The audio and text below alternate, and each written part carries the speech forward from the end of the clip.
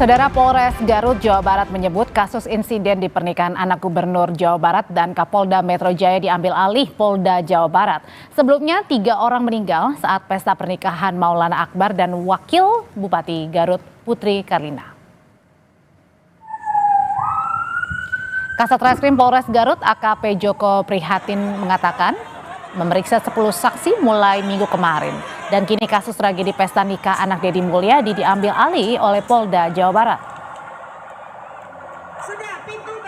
Sudah melakukan serangkaian penyelidikan untuk kejadian yang di Pendopo mengenai makan gratis. Kita sudah melakukan serangkaian penyelidikan dan kita sudah melakukan langkah-langkah. Kemudian kemarin pada hari Minggu pukul 10.30 waktu Indonesia Barat, perkara tersebut diambil alih atau dilimpahkan ke Krim Polda Jabar. Jadi penanganan selanjutnya untuk perkara tersebut ditangani oleh Krim Polda Jabar.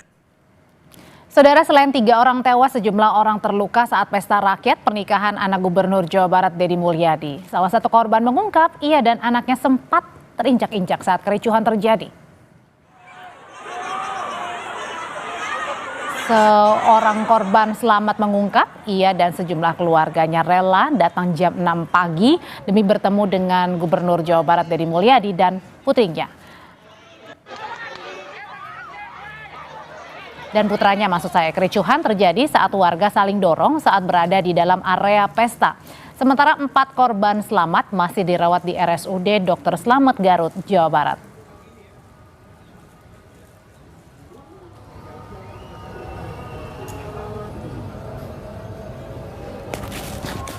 Pertama pengen ketemu sama Bapak Deddy sama Bu Putri gitu, ingin ketemu langsung. Yang kedua ya itu ingin mencicipi pesta rakyat gitu. Saat berdesak-desakan waktu di belakang masih aman-aman saja. Ya pas mau masuk, udah masuk ke dalam pas itu semua ngedorong gitu pas gubrak semua gitu. Jadi langsung ibu keinjak-injak sama anak ibu. Anak ibu mah itu perutnya yang keinjak-injak. Kondisinya sekarang seperti apa? Alhamdulillah agak mendingan. Apa sih Pak yang dirasakan? Ya kaki itu perut. Gitu. Kenapa tuh? Ya tiba-tiba orang gitu. Itu waktu itu katanya ingin ketemu sama Pak Deddy lah. Terinjak-injak. Iya injak tuh. Udah siang tuh. Orang makin banyak tuh. Langsung tuh, wah berjatuhan tuh. Saya saring istri saya ketemu. Tahu-tahu udah di mobil ambulan. Lalu bagaimana proses hukum terkait insiden di pernikahan putra Gubernur Jawa Barat Deddy Mulyadi dengan Putri Kapolda Metro Jaya Irjen Karyoto? Kita ulas malam hari ini bersama pakar hukum pidana Prof. Hipnu Nugroho dan Komisioner Kompolnas Ida Utari Purnamasari. Malam Bu Ida. Prof. Hipnu. Malam Mbak. Malam Mbak, malam Ida. Oke, Prof. Hipnu, jadi pertanyaan pertama saya, siapa yang paling bertanggung jawab dalam insiden ini? Kalau yang dilihat Prof. Ya, kalau yang paling bertanggung jawab ini adalah siapa EO, siapa kehendak. Karena konsep pasal 359 itu karena kealpaannya menyebabkan matinya orang lain. Oke? Karena kealpaannya, karena kelalaiannya itu ada 2 terminologi. Pertama, bahwa penyelenggara tidak melakukan penghati-hati. Jadi penyelenggara harus berpikir ke depan bahwa kita ketika mengundang orang jam berapa, jumlahnya berapa, itu harus diantisipasi. Ini bisa penyelenggara, kalau 10, bisa 10, bisa 20 gitu Mbak. Oke, penyelenggara ini IO atau kepada yang menyelenggarakan pernikahan dalam hal ini adalah misalnya orang tua atau kedua mempelai. Lah, sekarang ide mengundang itu siapa? Apakah penyelenggara ataukah pemilik hajatan yang punya hajatan? Itu harus ditelusuri.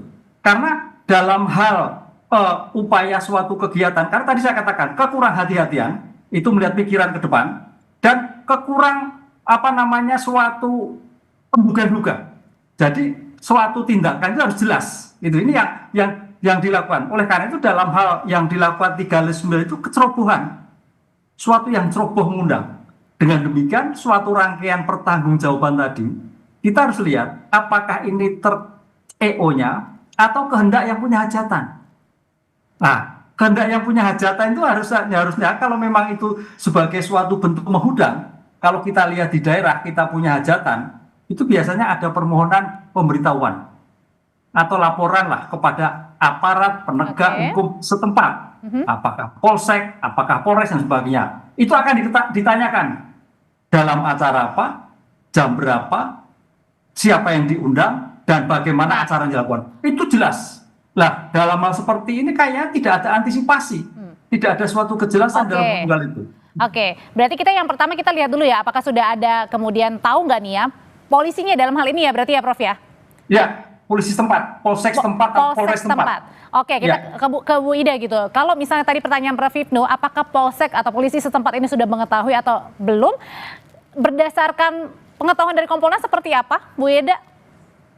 Ya, terima kasih. Saya pertama mengucapkan belasungkawa ya kepada para korban dan keluarganya, termasuk satu orang anggota Polri yang meninggal pada insiden tersebut.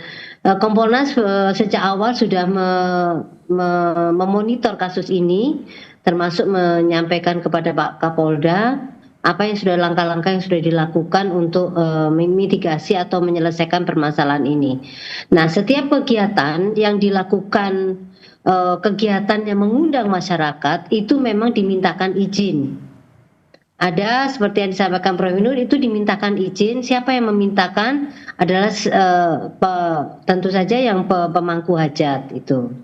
Nah,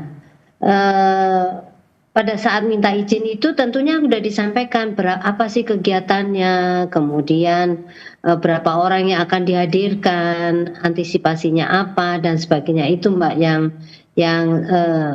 yang harus sudah diketahui oleh Polres setempat untuk pengeluaran izin ini, karena menghadirkan banyak orang. Berarti artinya pada saat kasus ini sudah ada ya untuk mengetahui juga berarti ya dari polisi?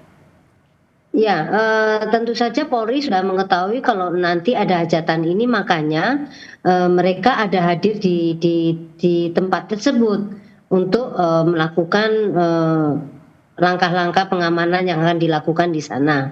Jadi intinya bahwa pada saat melakukan izin diberikan, kemudian apa yang sudah akan dilakukan biasanya juga akan dimintakan kalau memang ini mengundang orang banyak, biasanya mereka minta juga untuk pengamanan kepada kepolisian, seperti itu Mbak. Oke, Bu Ida, ini kan publik sangat menanti sekali ya kejadiannya hari Jumat, Sabtu, Minggu, Senin, begitu sudah beberapa hari. Apakah Kompolnas ini mendesak begitu ya, harus mengumumkan dan harus kemudian sesegera mungkin ini untuk menetapkan siapa yang paling bertanggung jawab dalam hal ini, atau mungkin terlebih dahulu memang semuanya harus diperiksa dulu? Ya, begini, kita bahasa segera ini memang harus ditata dengan baik ya. Saat ini Polda Jawa Barat, benar ini sudah diambil alih di Polda Jawa Barat, dan Pak Kapolda sendiri yang sudah melakukan mendesain ini, artinya melakukan memimpin ini untuk pelidiknya maupun penyelidikan ini. Beliau sudah melakukan beberapa hal. Yang pertama sudah memintakan informasi kepada siapa yang bertanggung jawab di situ, baik IO-nya, kemudian saksi-saksi yang ada di sana, kemudian beberapa orang yang sudah di rumah sakit pun sudah dimintai keterangan, dan juga langkah-langkah yang lainnya termasuk sudah mendatangi keluarga yang meninggal, termasuk anggota Polri sendiri yang meninggal itu pun sudah diberikan kenaikan pangkat anumerta karena memang dia meninggal dalam keadaan berdinas. Kan pada saat itu dia ada di tempat kejadian perkara. Beliau juga membantu orang-orang yang tadi disebutkan tadi ada jatuh, juga itu sudah dibantu, maka dia mungkin kelelahan dan meninggal. Jadi itu Mbak, semuanya ini lagi sedang berproses.